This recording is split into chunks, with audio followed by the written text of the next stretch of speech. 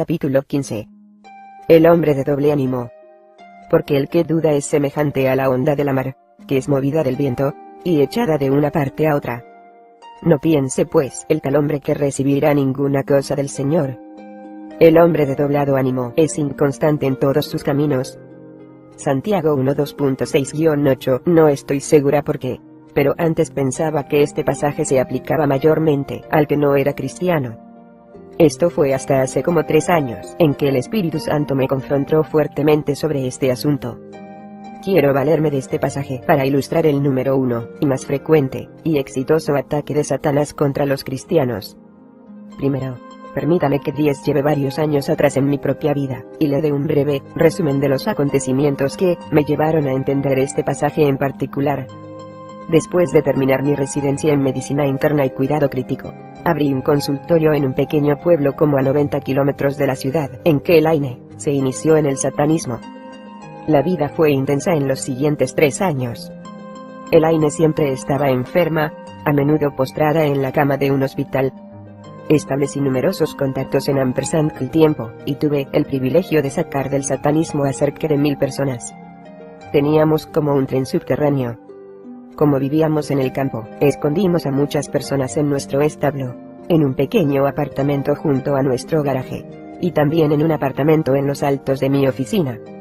Todo 10 que ganaba 10 gastaba en alimento, ropa, pasajes para salir del estado, cuidados médicos, etc. Yo dormía un promedio de 3 o 4 horas por noche. Al final de aquel tiempo la batalla arreció, llegando a ser más y más intensa. En su perfecta voluntad, el Señor permitió que los satanistas fueran los causantes de la muerte de mi madre. Ella era mi mejor amiga y aliada, una valiente anciana de 74 años que trabajaba en mi oficina como recepcionista.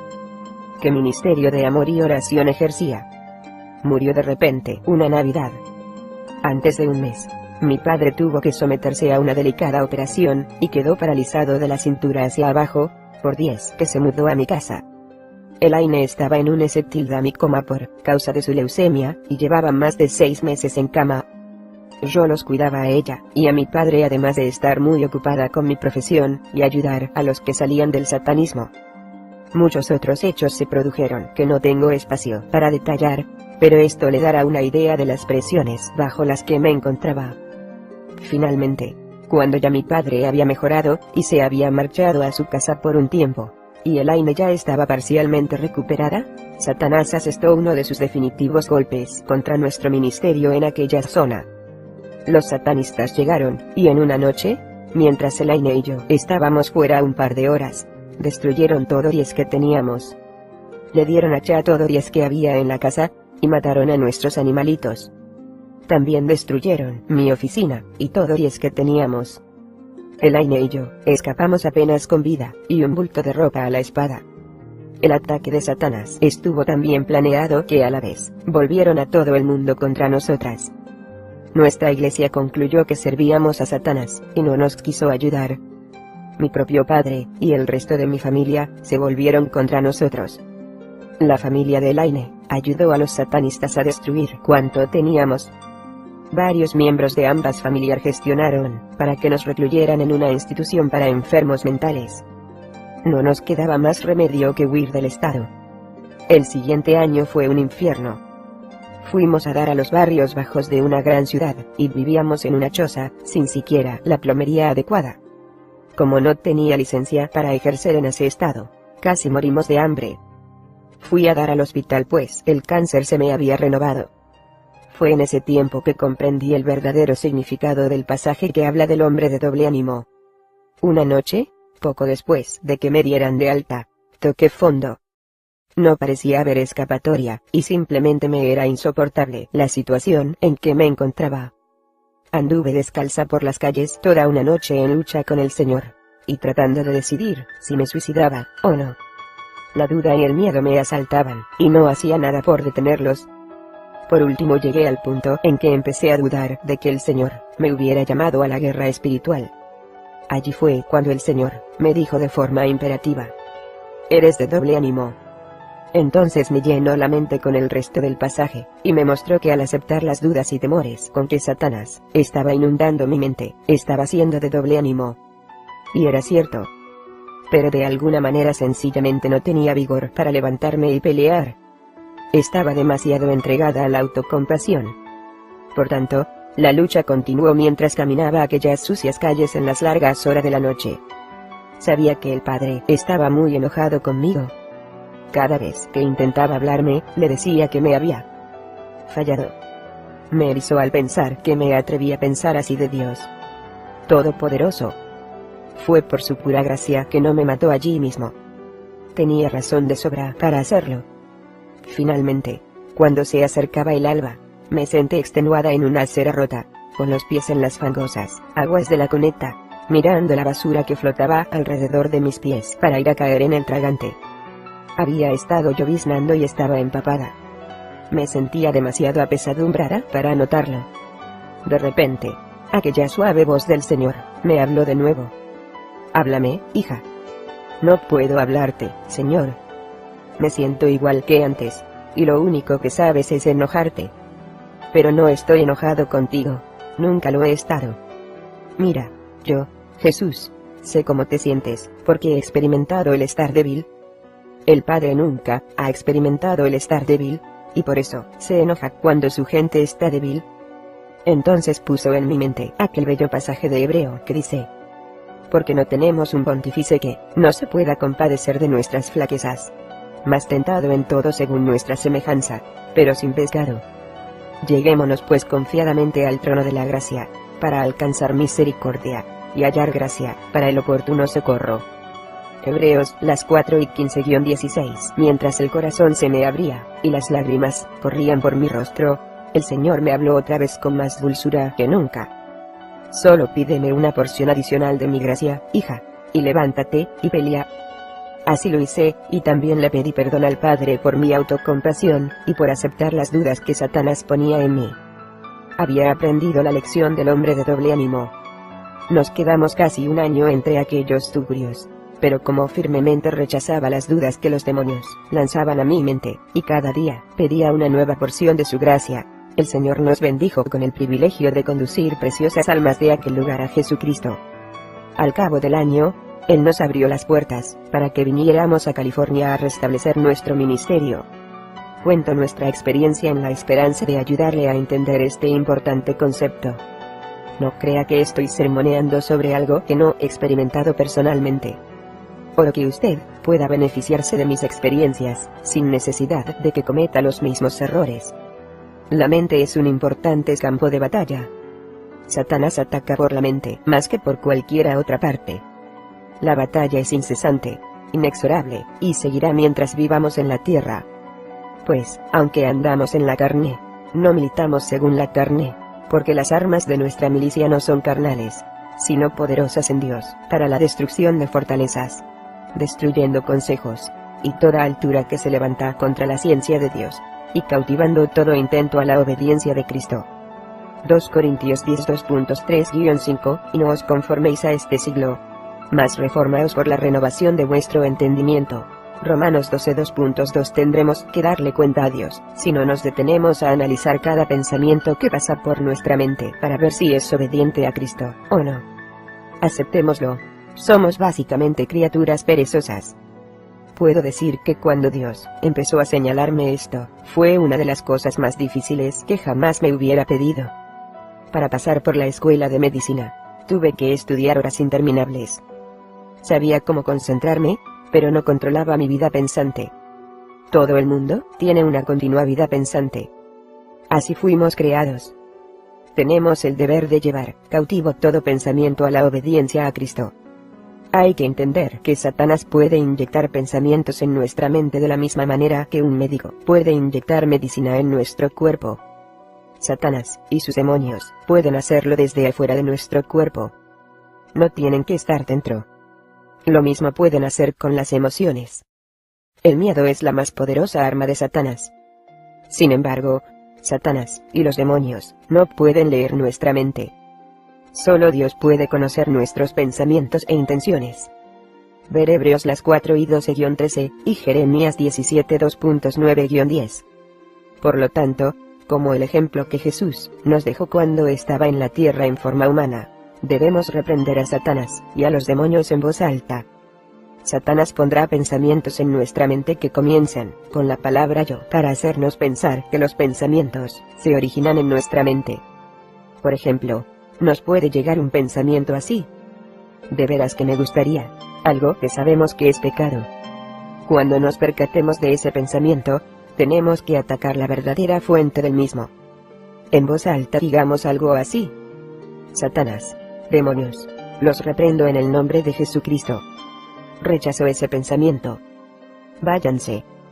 Entonces obliguémonos a pensar en un versículo bíblico. Recitémoslo en alta voz, si es necesario, para controlar la mente. Ahora, vayamos a Germán, nuestro hombre de doble ánimo, que aparece al principio de este capítulo, y veamos algunos de los ataques de demonios más comunes en su vida. Uno de los ataques más comunes van dirigidos a nuestra seguridad de la salvación. En esta historia, el lunes, Germán acepta a Cristo como su Señor y Salvador. 225. Oh Dios, perdóname. Soy pecador. Ven a mi corazón, Señor Jesús. Pero veamos lo que sucede el miércoles. Germán se queda dormido, y no tiene tiempo de leer la Biblia. Cuando sale a toda carrera para el trabajo, el demonio ya se ha dado bien cuenta de su modo ser. Como el pensamiento inyectado en la mente de Germán comienza con la primera persona del singular, lo toma como suyo. Acepta las dudas. El resultado inevitable está en el cuadro del jueves. Solución: Efesios las 6:12, porque no tenemos lucha contra sangre y carne. Dios es viva y eficaz, y más penetrante que toda espada de dos filos. Germán ha vuelto al principio. Hay personas que Hebreos las 4 y 12 me han contado que han repetido este ciclo una y otra vez durante 15 años o más. Un día le piden a Dios que los salven, luego dan cabida a las dudas sobre su salvación, y al poco rato, están pidiéndole a Dios que los salve otra vez. Satanás gana, sin tirar una piedra. Como son personas de doble ánimo, no pueden aceptar las bendiciones de Dios. Veamos ahora la solución de este problema. Primero, tenemos que reconocer quién es nuestro enemigo. Segundo, tenemos que entender lo que tenemos que hacer. Y por último, necesitamos poder para combatir al enemigo y ganar. Veamos ahora cómo Germán puede valerse de estos principios para ganar su batalla. Retomemos la historia inmediatamente después de salir de su casa el miércoles la mañana, ya tarde para el trabajo, y dudando de su salvación. No voy a ser un hombre de doble ánimo. Rechazó estas dudas. Y demonio, en el nombre de Jesús, te ordeno que me dejes. Porque todo el que invocare el nombre del Señor será salvo. Romanos las 10 y 13. Germán dio los 3 pasos. Primero, analizó sus pensamientos. Segundo, reconoció la fuente de aquellos pensamientos. Tercero, reprendió al demonio en forma directa. Y por último, se puso a pensar en la poderosa palabra de Dios. Si Germán hubiera reconocido el ataque, y nada más, habría perdido. Hay que dar todos los pasos. Los propósitos son algo que los demonios atacan. Los cristianos débiles son cristianos que no cumplen sus propósitos. El paso para quebrantar un propósito es acariciar el pensamiento de quebrantarlo, pensar en el que sí. Veamos a una de las cosas que más a menudo Satanás ataca: el compromiso matrimonial. Prometo ante Dios amarte, honrarte y cuidarte como esposa hasta que la muerte nos separe. Veamos ahora qué ocurre con este matrimonio 5 años después. Ve qué trampa. He aquí el cuadro. Todo el día los demonios han estado poniendo en la esposa pensamientos como estos: trabajo día y noche, y nunca acabo. Mi esposo no me aprecia a mí ni todo lo que tengo que aguantar. Viene del trabajo, y espera sentarse a descansar el resto de la noche. Y yo nunca paro. Esto es lo que el demonio le ha estado diciendo al esposo en el trabajo todo el día. Ya no aguanto este trabajo. No veo la posibilidad de progresar, pero tengo que quedarme, porque tengo que mantener a mi familia. No tengo libertad para aventurarme a cambiar de trabajo. Mi esposa no aprecia lo que hago por ella, y los niños. Lo único que hago es trabajar, trabajar, trabajar. Luego un pellizco aquí y otro allá bastan, para que los niños estén llorando cuando el padre entra en la casa, y el escenario ya está montado. Que los demonios no pueden hacer que un niño llore. Claro que sí. Trate de mantenerlos callados en la iglesia, y verá. Veamos cómo terminan de desarrollarse los acontecimientos, eficientemente orquestados por el demonio. Allegaos a Dios, y Él se allegará a vosotros. Pecadores, limpiad las manos. Y vosotros de doblado ánimo, purificad los corazones. Santiago 4:2.8. Tenemos que controlar nuestros pensamientos. No sé de ninguna otra táctica del reino satánico que más cristianos derribe. No podemos bajar la guardia ni un minuto. Acariciar la idea de faltar a una promesa es pecado. No pienses que vas a recibir algo de Dios si lo haces. Otro lado por donde los demonios atacan son las relaciones interpersonales. Los demonios frecuentemente colocan pensamientos negativos en nuestra mente en cuanto a nuestra familia u otras personas con las que trabajamos de cerca. ¿Cuántas veces no creemos que sabemos lo que nuestro cónyuge está sintiendo cuando lo cierto es que, si le preguntáramos, veríamos que no era eso lo que sentía o pensaba? También muchas veces los demonios ponen confusión en nuestros oídos. Frecuentemente lo hace con Elaine, y conmigo. A veces lo que Elaine dice y lo que yo oigo son dos cosas diferentes. A veces le pregunto, ¿por qué dices eso? Ella me responde, ¿por qué dije qué? Y al discutir, vemos que ella no dijo lo que entendí que decía. Lo mismo le sucede a Elaine. Esta es una frecuente causa de conflicto en cualquier relación cercana. Estemos alertas a las interferencias demoníacas en estas cosas. Comilla inversa. Otra gran causa de problema es la persona que tiene demonio o demonios por una razón o la otra. Frecuentemente el demonio habla a través de la esposa, por ejemplo, y dice algo que hiere hondamente al esposo. Y sí que los demonios saben apretar donde más duele. Entonces el demonio da un paso atrás y deja que sea la esposa la que enfrente la explosión del marido. Usualmente no sabe lo que salió de su boca, y por eso no puede entender el enojo del esposo. He visto muchos matrimonios destruirse de esta manera. A veces el problema radica en una puerta que no quedó cerrada en la vida de la otra persona. Contaré como ejemplo el caso del pastor J y su esposa. Los llamaré Juan y Ana, no son sus verdaderos nombres. Juan sabía que su esposa era cristiana, pero cuando discutían, Ana decía y hacía cosas de las menos. Oh, Señor, ayúdame a amar más a mi esposa. No quebrantaré el pacto que hicimos. Señor, perdona mi concupiscencia. Demonio de la lujuria, te ordeno en el nombre de Jesucristo que te vayas. No seguiré aceptando tus insinuaciones. ¿Cuántos matrimonios no se pierden en este punto?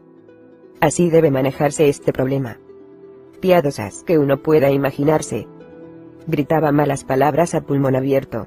Continuamente se golpeaba la cabeza contra la pared, y decía las cosas más hirientes y aborrecibles que pudiera concebir. En muchas ocasiones Juan pensó seriamente en dejar el ministerio a causa de los problemas de Ana. Cuando terminaba la discusión, y Ana se calmaba, iba sollozando a donde estaba Juan, y le suplicaba perdón. Le decía que en realidad no había querido decir lo que dijo, ni sabía por qué lo había dicho. La excusa dio resultado en los primeros pleitos, pero con el pasar de los años, y a medida que los cabezazos empeoraban, el matrimonio comenzó a deteriorarse. Los consejos no ayudaban. La oración y el ayuno no ayudaban. Nada ayudaba. Cuando conocí a Juan, se sentía en extremo frustrado, y desesperaba por hallar algo que ayudara a su esposa. Después de conversar con él por un tiempo en busca de puertas, mencionó que su suegra se comportaba exactamente igual con el esposo. Ahí estaba todo. Ana había heredado demonios de su madre. Por eso es que muchos niños se vuelven como los padres con los mismos problemas. Cuando le dije lo que pensaba sobre el problema de su esposa, corrió a su casa, la ungió, oró por ella, ordenó a cualquier demonio heredado que ese a él tildará, y cerró y selló cualquier puerta con la sangre de Jesucristo. Poco después me llamó para contarme que el cambio en Ana era increíble. Al fin había podido comenzar a desarrollar el tipo de relación con Dios que sí en mayor que había querido. Comenzó a devorar la palabra de Dios, su actitud cambió, y hasta la gente se dio cuenta del cambio que había en su semblante. Juan, sin embargo, sabía CJ.V. la prueba del ácido se presentaría cuando tuvieran el primer disgusto. Cuando al fin este llegó, el cambio fue maravilloso. Manejó el incidente como una verdadera cristiana. Se acabaron los gritos y los chillidos. Se acabaron las malas palabras. Se acabaron los cabezazos contra la pared. Estaba en control absoluto de su mayor que nada. La última vez que hablé con Juana o Briana, ya había pasado casi un año y Ana iba a las mil maravillas. Ni una de que aquellas puertas fueran cerradas.